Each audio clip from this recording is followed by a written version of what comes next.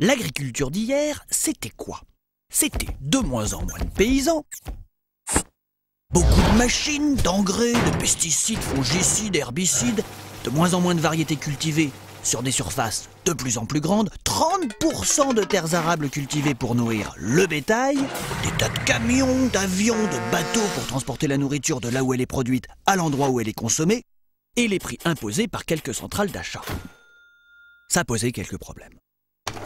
Terres dégradées, paysans malades et endettés, dérèglement du climat, disparition des abeilles et de la biodiversité, pollution de l'air et de l'eau, de moins en moins de pétrole, de plus en plus cher pour faire voyager la nourriture, 1 milliard de personnes mourant toujours de faim, alors que nous pourrions en nourrir 12 selon l'ONU.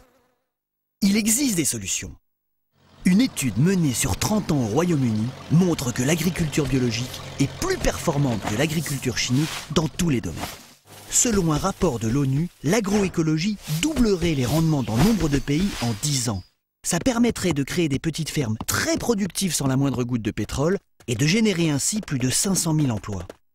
Manger bio et local de saison, raccourcir les distances de distribution, c'est permettre à des paysans de s'installer et de gagner plus. C'est maintenir une agriculture vivrière et saine là où nous vivons.